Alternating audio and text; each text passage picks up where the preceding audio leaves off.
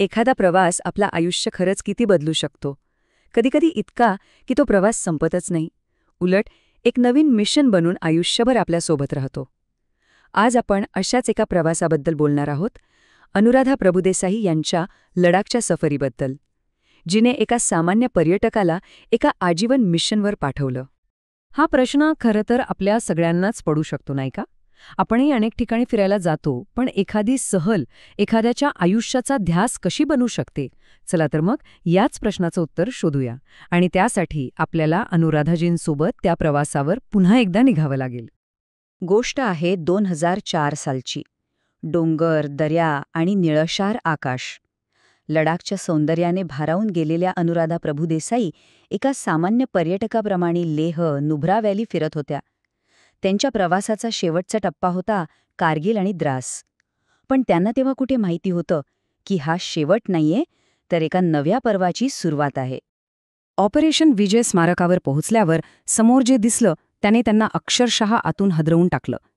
तोलो लिंग, tiger hill ही फक्त शिखरांची नावं नव्हती, तर त्या 22-23 वर्षांच्या तरुणांच्या शौर्याची प्रतीकं होती. विचार करा, ज्या वयात आपण आपलं करिअर, आपलं भविष्य याबद्दल विचार करतो, त्या वयात ही मुलं देशासाठी मृत्यूला सामोरी गेली होती. ही जाणीवच खूप मोठी होती. आणि याच विचारात असताना त्यांच्या कानावर एका शहीद जवानाच्या आईचे शब्द पडले. हे शब्द नव्हते, हा एक जाब होता, आपल्या सगळ्यांना विचारलेला. ज्या देशासाठी मी माझ्या मुलाचं बलिदान दिलं, त्या देशावर थोडं तरी प्रेम करा. या एका वाक्यानंच सगळं काही बदलून टाकलं. ही एक अशी भावनिक चपराक होती जिने त्यांना खडबडून जागं केलं.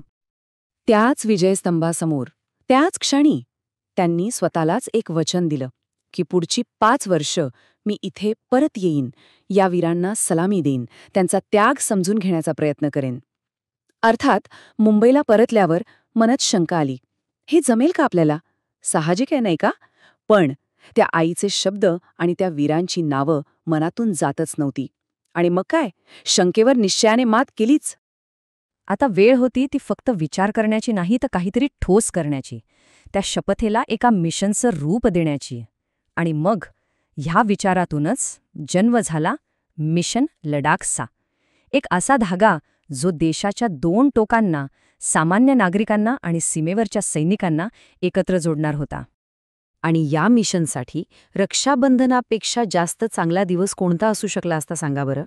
राखी म्हणजे फक्त एक रेशमी धागा नाहीये, तो आहे विश्वासाचा, संरक्षणाचा आणि कृतज्ञतेचा धागा. आणि देशाच्या रक्षणासाठी उभी असलेल्या या भावांच्या मनगटावर राखी बांधून आम्ही तुमच्या सोबत आहोत हा विश्वास देण्यापेक्षा मोठं काय असू शकतं? चला, पहिलं पाऊल तर उचललं गेलं. 24 सामान्य नागरिक एकत्र आले कारगिलला जाण्यासाठी. पण हे सगळं वाटत होतं तितकं सोपं अजिबात नव्हतं. म्हणजे विचार करा, लष्करी शिस्तीच्या त्या जगात थेट रेजिमेंटपर्यंत पोहोचणं हे खूप मोठं आव्हान होतं. अनेक प्रयत्नांनंतर लेहमधील 14 कोरचे कर्नल झा यांच्याशी भेट ठरली. मनात धाकधूक तर होतीच, पण कर्नल झा यांच्या आश्वासक बोलण्याने सगळी भीती कुठल्या कुठे पळून गेली. आणि त्यांचे ते शब्द, विसरू नका, एकदा जोडले गेलात की नेहमीसाठी जोडले गेलात. वाह, या एका वाक्याने तर जणू मिशनला ग्रीन सिग्नलच दिला. एक भक्कम आधार मिळाला. मिशनला परवानगी मिळाली होती आणि आता खरा प्रवास सुरू झाला होता. तो प्रवास होता त्या गणवेशाच्या आत दडलेल्या माणसांना भेटण्याचा, त्यांच्या मनात डोकावण्याचा, त्यांच्या गोष्टी ऐकण्याचा, आणि त्यातूनच काही अविस्मरणीय अनुभव समोर आले. असाच एक तरुण सैनिक भेटला. विचार करा, ज्या दिवशी अख्खं कुटुंब त्याच्या मावसबहिणीच्या लग्नासाठी जमलं होतं, तेव्हा तो हजारो किलोमीटर दूर सीमेवर देशासाठी उभा होता. साहजिकच आहे, घरची आठवण तर येणारच. आणि त्याच वेळी अनुराधाजींच्या आवाजात त्याला चक्क आपल्या मावशीचा आवाज ऐकू आला. आणि मग त्याने इतक्या सहजपणे विचारलं, मासी, क्या मैं आपके गले लग सकता हूं? हा प्रश्न किती साधा होता, पण त्यात घरापासून दूर असलेल्या एका मुलाची माया, त्याचा एकाकीपणा, सगळं काही सामावलं होतं. आणि त्या एका मिठीनंतर तर जणू काही बांधच फुटला. तिथल्या प्रत्येक जवानाला त्या दिवशी फक्त एक क्षणभरासाठी का होईना, पण आपलं घर अनुभवायचं होतं. पुढे गेल्यावर एका पुलावर एक सैनिक एकटाच पहारा देताना दिसला. चौकशी केल्यावर जे कळलं ते ऐकून तर पायाखालची जमीनच सरकली. त्याचा सहकार्य आजारी असल्यामुळे तो गेली 36 तास, हो तुम्ही बरोबर ऐकलं, 36 तास सलग ड्युटीवर होता.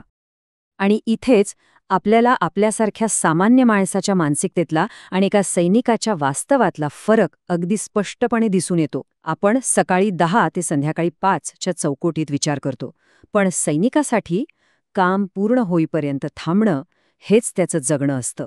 त्याची ड्युटी ही फक्त नोकरी नसते, ते एक समर्पण असतं, एक वचन असतं. आणि जेव्हा त्या जवानाला विचारलं की इतकं कठीण काम तो करतो कसा, तेव्हा त्याचं जे उत्तर होतं ना ते आयुष्यभरासाठी लक्षात राहील असं होतं. तो अगदी सहजपणे म्हणाला, सब कुछ आसान है मॅडम जी, सिर्फ दिमाग में डाल देना है. विचार करा, सगळं काही सोपं आहे, फक्त मनाशी ठरवायला हवं. किती साधं पण किती मोठं तत्वज्ञान. त्याच्या या एका वाक्यातच त्याची जबरदस्त मानसिकता दिसून येते.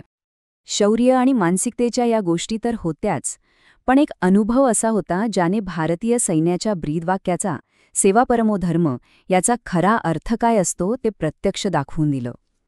ही गोष्ट आहे एका अशा रात्रीची जेव्हा 34 जीव अंधारात अडकले होते. ही गोष्ट आहे 2006 सालची. परतीचा प्रवास. रात्रीचे साधारण 10 वाजले होते. अनोळखी रस्ता आणि आजूबाजूला फक्त मिठ्ठ काळोख. आणि अचानक गाडी थांबली. बातमी आली की पुढचा पूलच कोसळलाय. आता काय करायचं?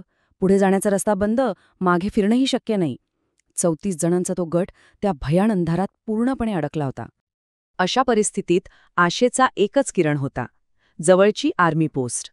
आणि लष्कराने आपलं नाव सार्थ ठरवलं. क्षणाचाही विलंब न लावता त्यांनी त्या 34 जणांच्या गटाला फक्त जवळच्या युनिटमध्ये नेलंच नाही, तर त्या सगळ्यांसाठी रात्रीच्या वेळी गरमागरम चहा, जेवण आणि राहण्याची उत्तम सोय केली. सेवा परमो धर्म हे फक्त भिंतीवर लिहायचे शब्द नाहीत, तर ती एक कृती आहे, हे त्या रात्री सगळ्यांनी अनुभवलं. आणि सगळ्यात कमाल गोष्ट काय होती माहितीये? मध्यरात्रीसुद्धा ते सैनिक हसत मुखाने सगळ्यांची सोय करत होते. आणि जेव्हा त्यांना विचारलं तेव्हा ते म्हणाले, अहो तुम्ही लोक आम्हाला भेटायला इतक्या लांबून येता, आज आम्हाला तुमच्यासाठी काहीतरी करण्याची संधी द्या की. त्यांची ही निस्वार्थ सेवा आणि विनम्रता पाहून खरंच सगळेजण निःशब्द झाले होते. अनुराधाजींनी घेतलेलं 5 वर्षांचं वचन आता पूर्ण होत आलं होतं. पण हा प्रवास इथेच थांबणार नव्हता. उलट इथून ह्या प्रवासाला एक नवीन, अधिक मोठी दिशा मिळणार होती. एका वैयक्तिक शपथेचं रूपांतर आता एका आजीवन मिशनमध्ये होणार होतं. ह्याच काळात त्यांची भेट झाली कारगिल युद्धाचे नायक ब्रिगेडियर कुशल ठाकूर यांच्याशी. त्यांनी या मिशनचं महत्त्व बरोबर ओळखलं होतं. ते म्हणाले, तुमचं हे काम खूप महत्त्वाचं आहे. तुम्ही फक्त सैनिकांना भेटत नाहीये, तुम्ही नागरिक आणि सैनिक यांच्यामध्ये एक विश्वासाचा पूल बांधत आहात. आणि मग त्यांनी एक कळकळीची विनंती केली की हे मिशन सुरू ठेवा, तरुण सैनिकांचं मनोधैर्य वाढवा आणि शहरातल्या हुशार तरुणांना सैन्यात भरती होण्यासाठी प्रोत्साहन द्या. ब्रिगेडियर ठाकूर यांचे शब्द एक नवीन ऊर्जा देणारे होते. आणि त्याच क्षणी अनुराधाजींनी त्यांना एक नवीन वचन दिलं, जे आता फक्त 5 वर्षांपुरतं नव्हतं. त्यांनी सांगितलं, सर, मी तुम्हाला वचन देते, मी हे काम आता कधीच थांबवणार नाही. बघा, एका शपथेने सुरू झालेला प्रवास आता एका आजीवन ध्येयात बदलला होता. आणि शेवटी कारगिल युद्ध स्मारकावर कोरलेले हे शब्द या संपूर्ण प्रवासाचं सार अगदी काही शब्दांत सांगतात. जेव्हा तुम्ही परत जाल तेव्हा त्यांना आमच्याबद्दल सांगा. आणि सांगा की तुमचा उद्या आम्ही आमचा आज दिला. हे शब्द आपल्याला सतत आठवण करून देतात की आपल्या सुरक्षित भविष्यासाठी सीमेवर कोणीतरी आपला वर्तमान, आपलं आजचं आयुष्य पणाला लावत आहे. त्यांचं हे बलिदान आपण विसरता कामा नये. www.testwiser.com. Testwiser is a digital learning platform designed for students to prepare for board and competitive exams, offering chapter-wise tests and full-length mock tests. Study material like video, PDF notes, DPP, MCQ, theory, and most important, Maharashtra engineering admission counseling across multiple domains.